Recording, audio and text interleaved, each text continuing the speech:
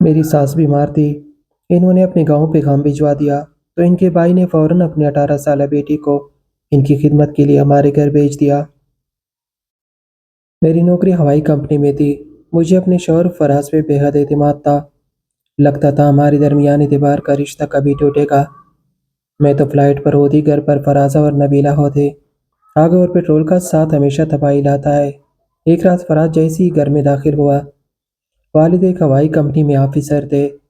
میں اکثر ان کے ساتھ ایئرپورٹ جاتی تو ایئر ہوسٹس مجھے بہت اہمیت دیتی، محبت سے ملتی اور میرا خاص خیال رکھتی۔ ان کی وردی مجھے بے حد پسند تھی۔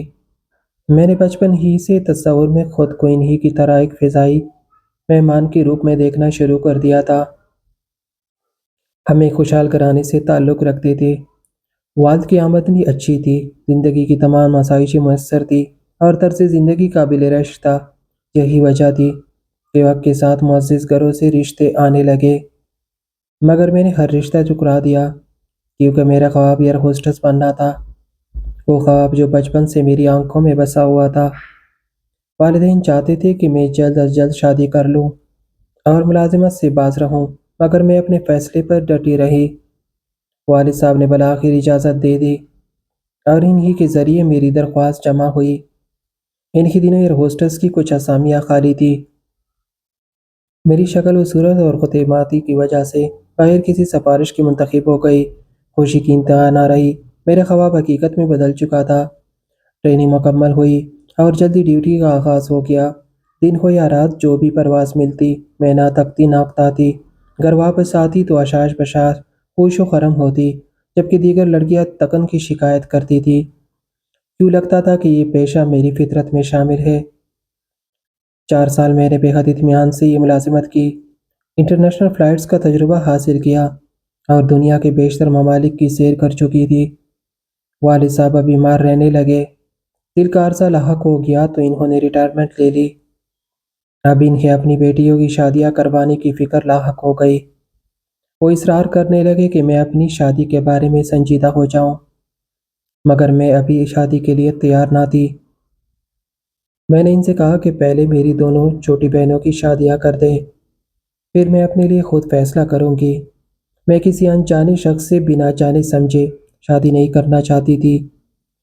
ایک لڑکی جو ملک و ملک کو گھومتی ہو، جو دن رات کی ڈیوٹی کرتی ہو، اس میں اتنا اعتماد آ جاتا ہے کہ وہ اپنی زندگی کے بارے میں خود فیصلے کر سکے، اور میں سمجھتی تھی کہ یہ میرا حق ہے۔ والدین کو میں نے دلائل سے قائل کر لیا۔ وہ خاموش ہو گئے اور میری چھوٹی بہنوں کے رشتے طے کرنے میں مصروف ہو گئے۔ مزید 2 سال گزر گئے۔ اب مجھے خود میں فکر لاحق ہوئی کہ کہیں دیر نہ ہو جائے اور پھر کوئی عمر رسیدہ یا پہلے سے شادی شدہ شخص ہی میرا مقدر نہ بنے۔ میری خواہش تھی کہ میرا شریک حیات وہ ہو جو مجھ پر بھروسہ کرے، مجھے آزادی دے، میری ملازمت کو سراہنے والا ہو نہ کہ روکنے والا۔ ایسا ہی ایک دن ایک بین الاقوامی پرواز کے دوران میری ملاقات فراز سے ہوئی۔ اس کی شخصیت نے مجھے بے حد متاثر کیا۔ وہ بھی میری جانب مائل تھا۔ اس نے میرا فون نمبر اور پتہ مانگا اور میں نے بلا جھجک دے دیا۔ کچھ ملاقاتوں کے بعد ہم نے شادی کا فیصلہ کر لیا۔ پہلے فراز نے مجھے اپنی والدہ سے ملوایا۔ انہوں نے مجھے پسند کیا اور اپنی رضامندی دے دی۔ پھر ایک دن فراز کو میں نے والدین سے ملوایا۔ وہ ایک سلجھا ہوا، خوش شکل اور انجینئر تھا۔ والدین کو بھی پسند آ گیا۔ یوں ہمارے رشتے کی بات طے پا گئی۔ شادی ہو گئی۔ میں نے 1 ماہ کی چھٹی لی اور ہم نے یہ یادگار دن خوشی و مسرت کے ساتھ گزارے۔ ابتدائی 1 سال تک حالات نہایت خوشگوار رہے، مگر وقت کے ساتھ ساس صاحبہ نے شکایت شروع کر دی۔ در حقیقت میرا کوئی دیورانی یا جٹانی نہ تھی، صرف 2 دیور تھے اور ساس چاہتی تھی کہ میں گھر پر رہوں، ان کی خدمت کروں۔ انہیں میری ملازمت کے اوقات پسند نہ آئے۔ میری انٹرنیشنل فلائٹس کی وجہ سے کئی دن گھر سے باہر رہنا پڑتا تھا۔ بعض اوقات 7 سے 10 دن بھی بیرونی ملک قیام ہوتا۔ یہ بات ساس کو سخت ناگوارا گزرتی۔ وہ کہتی کہ لوگ کیا کہیں گے، کیسی بہو ہے جو گھر میں رہتی ہی نہیں، اور ایسی بیوی کا کیا فائدہ جو شوہر کو راتوں کو بھی اکیلا چھوڑ دے۔ شروع میں ساس کی ان باتوں کو درگزر کیا۔ سوچا یہ پرانے زمانے کی باتیں ہیں، جب فراز کو میری ملازمت سے کوئی مسئلہ نہیں تھا، تو جو کچھ وہ کہتی رہی۔ رفتہ رفتہ جب وہ فراز کے زیادہ ہی کان کانے لگی تو وہ بھی الجھن میں مبتلا ہونے لگی۔ ماں کو ناراض نہیں کرنا چاہتے تھے۔ وہ کہتی تھی کہ بیوی سے نوکری چھڑوا دو، ہمیں اس کی کمائی کی ضرورت نہیں۔ اللہ کا دیا بہت کچھ ہے، اگر اتنی ہی نوکری کی شوقین ہے تو کسی اسکول میں ٹیچر بن جائے، صبح چائے اور دوپہر کو گھر آ جائے۔ لیکن یہ دن رات گھر سے غائب رہنا مجھے گوارا نہیں۔ جو رشتہ دار آتے ہیں یہی کہتے ہیں کہ فراز کی بیوی گھر میں نہیں رہتی۔ یہ ہمارے لیے بڑی بے عزتی کی بات ہے۔ ایسی نوکری جائے باہر میں، تم کماؤ، گھر بار دیکھے اور آرام سے تمہاری کمائی کھائے۔ میں اب بوڑھی ہو چکی ہوں، مجھ سے گھر کی تمام ذمہ داریاں سنبھلتی نہیں ہیں۔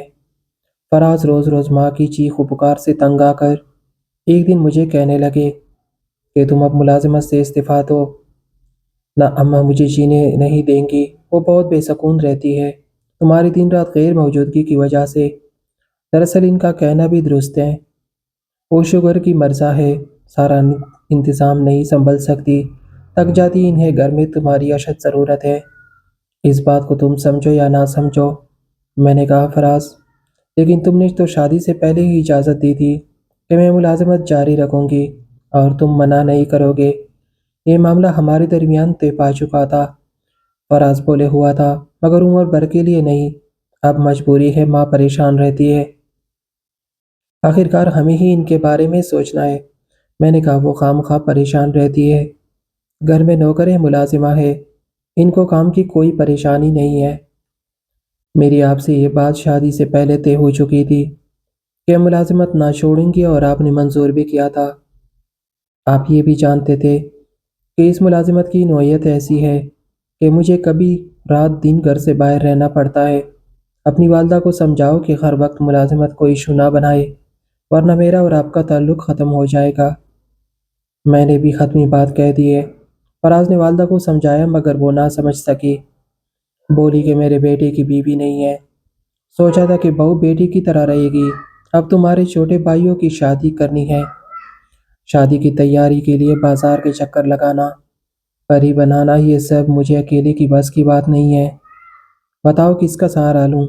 بس تم بیوی سے کہو کہ نوکری چھوڑ دے، ہمارے پاس روپے پیسے کی کمی نہیں، آخر اسے نوکری کرنے کی کیا ضرورت ہے؟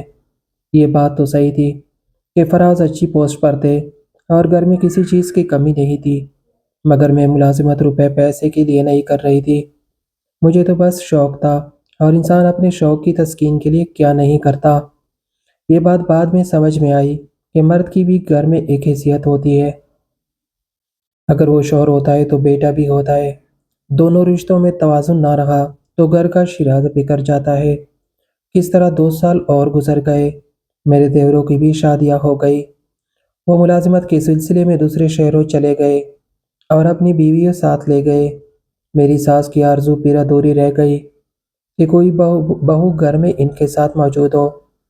سال بعد دیورانی کی بیٹی کی پیدائش ہوئی، ساس خوش ہونے کے بجائے رونے لگی کہ مجھے تو بڑے صاحبزادے کی اولاد دیکھنے کی چاہتی، لیکن اس کی بیوی گھر بیٹھے تب ہی نہیں۔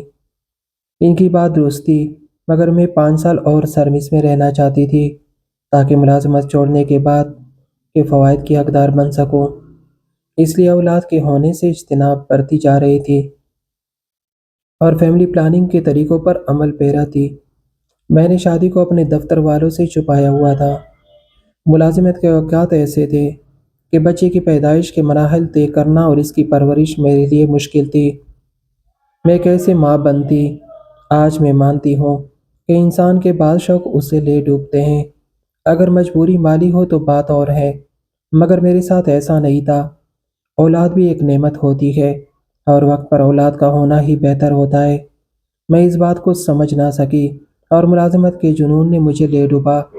رفتہ رفتہ ساس نے مجھ سے بحث و تکرار بند کر دی اور خاموش ہو گئی، نہیں جانتی تھی کہ ان کی یہ خاموشی کس خطرناک صورتحال کا پیش خیمہ ہے۔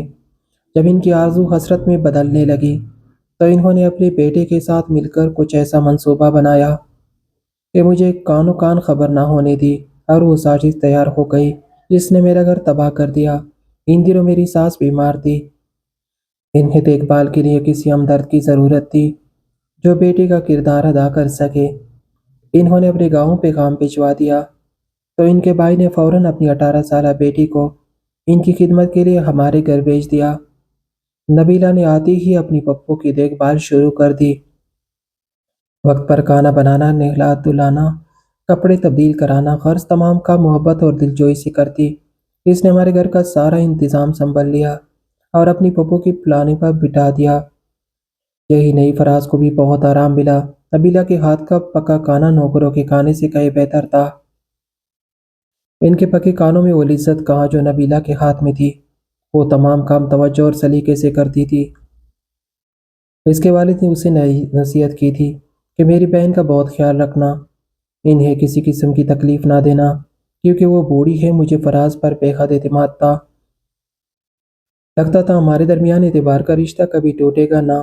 وہ کسی عورت کی طرف مڑیں گے، نہ مجھ سے دھوکہ کریں گے۔ یہ بعد میں معلوم ہوا کہ پیار کا سپنا صرف خواب ہوتا ہے اور اصل حقیقت وہ چیز ہے جسے جھٹلایا نہیں جا سکتا۔ میاں بیوی کے رشتے بھی ضرورت کے دھاگے سے بندھے ہوتے ہیں۔ میں تو فلائٹ پر ہوتی، گھر پر فراز اور نبیلہ ہوتے۔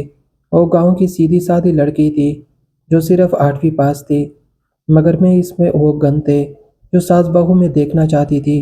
بس اس کی قسمت جاگ رہی تھی، کیونکہ میری قسمت سونے والی تھی۔ ماں نے فراز سے قسم کھائی کہ تم میری بھتیجی سے شادی کر لو تاکہ میں تمہاری اولاد کی خوشی دیکھ کر مر سکوں۔ تمہاری بیوی ایئر ہوسٹس رہنا چاہتی ہے تو اسے ایئر ہوسٹس ہی رہنے دو۔ وہ نہ ماں بننا چاہتی ہے، نہ بہو، نہ بیوی، پھر وہ ہمارے کسی کام کی ہے۔ رو پیڑ کر انہوں نے فراز سے اپنی بات منوائی اور مجھ سے چپ چھپا کر نبیلہ کا نکاح خاموشی سے فراز سے کروا دیا۔ لڑکی کے والدین نکاح میں بلوا لیے گئے، نہ کوئی بارات، نہ دھوم دھام دھڑکا۔ لڑکی تو پہلے ہی گھر میں رہ رہی تھی۔ فراز کی ماں کی خدمت کرتی ہوئی وہ میری سیج کی حصہ بن گئی۔ اس نے اپنی سہاگ رات میری ہی خوابگاہ میں بسر کی اور مجھے اتنے بڑے معاملے کی خواہ تک نہ ہونے دی۔ حتیٰ کہ نوکروں نے بھی لفظ سے لیے۔ میں گھر آتی، نبیلہ پہلے جیسی بے زبان مسکین خدمت گزار بن جاتی، مجھے کھانا ہاتھ میں دیتی اور میری بھی خدمت کرتی۔ میرے سامنے فراز یہ ظاہر نہ ہونے دیتے کہ ان کا نبیلہ سے کوئی تعلق ہے۔ وہ تبھی ان سے دور دور رہتی، غرض جس طرح اس کو میری ساس نے سمجھایا تھا وہ ویسے ہی کرتی۔ سال بعد یہ بید تب کھلا جب وہ ایک بچے کی ماں بننے والی تھی۔ ظاہر ہے کہ اب اس راز کو کیسے پوشیدہ رکھا جا سکتا تھا۔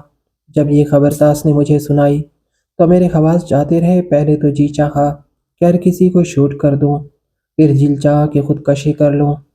یہ دونوں کام ہی ناممکن تھے۔ رونے سے تو ان کا احساس اور بڑھ گیا۔ کچھ سمجھ میں نہ آیا تو بیگ میں چند کپڑے ڈالے اور ایک سہیلی کے گھر چلی گئی۔ میرے بہت روشکنے کے بعد اس نے سمجھایا کہ اب میں اس صدمے کو حوصلے سے برداشت کروں، کیونکہ قصور میرا بھی تھا۔ روبینہ نے مجھے سمجھایا، عالیہ دیکھو، مرد شادی کرتا ہے تو گھر آباد کرنے کے لیے، اپنی سکھ کے لیے اور نسل آگے بڑھانے کے لیے۔ تم نے فراز کو کون سا سکھ دیا ہے؟ تمہیں تو اپنی نوکری کی پڑی رہی، یہاں تک کہ فراز کو تمہاری ضرورت ہی نہ رہی۔ اور اب تمہاری عمر 35 سال ہو چکی ہے، اولاد نہ ہونے کے لیے گولیاں کھا کر اپنی صحت تباہ کر چکی ہوں۔ میں نے حالات کا تجزیہ کیا، قصور اپنا ہی نکلا۔ میں فراز کو نبیلہ کے بغیر دیکھنا چاہتی تھی، جبکہ اب وہ اس کے لیے اہم ہو چکی تھی کہ اس کے بیٹے کی ماں بن گئی تھی۔ سوچا کہ اب تو بربادی ہو چکی، گھر کی مالکہ دوسری عورت بن گئی، تو اب کس لیے ملازمت چھوڑوں۔ بعد میں فراز اور اس کے والدین نے میرے والدین سے معافی مانگی۔ حالات کو دیکھتے ہوئے انہوں نے مجھے فراز سے صلح کے لیے کہا، کیونکہ دواؤں کی مسلسل استعمال کی وجہ سے میں ماں نہیں بن سکتی تھی۔ ساس نے مجھے بھی منانے میں کوئی کسر نہ رکھی۔ تب میں اپنے گھر چلی آئی، کیونکہ اپنے گھر کے سوا مجھے کہیں سکون بھی نہ تو ملتا تھا۔ اولاد کے علاج کے لیے فراز مجھے لندن لے گئے، لیکن ڈاکٹر نے بتایا کہ میں اب ماں نہیں بن سکتی۔ نبیلہ کو خدا نے 6 بیٹوں سے نوازا، اس کا دل شاد اور گھر آباد ہے اور میں اس کے بچوں کی بڑی ماں ہوں۔ نبیلہ اور فراز نے بچوں کی یہی تربیت کی ہے کہ وہ مجھے بڑی ماں کہے، سمجھے اور میرا ادب کرے۔ وہ میرا ادب کرتے ہیں، میں سوتیلی صحیح، وہ مجھے ماں ہی کہتے ہیں اور وفاداری کرتے ہیں۔ یہ خدا کی شان ہے کہ وہ کسی درخت کو پھل پھولوں سے لاد دیتا ہے اور کچھ عورتیں ببول کی چڑیوں جیسی کہ جن پر صرف ببول ہی اگتے ہیں۔ وہ عورتیں خوش نصیب ہوتی ہے جو ماں کہلاتی ہے اور ماں کے رتبے کو پہنچتی ہے، کیونکہ عورت کی عظمت اور شان اسی میں ہے کہ وہ ماں کہلائے۔ میں نے ملازمت چھوڑ دی ہے مگر اب پچھتاتی ہوں۔ مرد ہو یا عورت، انسان کو چاہیے کہ وہ حقیقی زندگی جیے اور تخیل پرست نہ بنے، کیونکہ غیر قدرتی زندگی بسر کرنے والوں کو سچی خوشیاں نہیں ملتی۔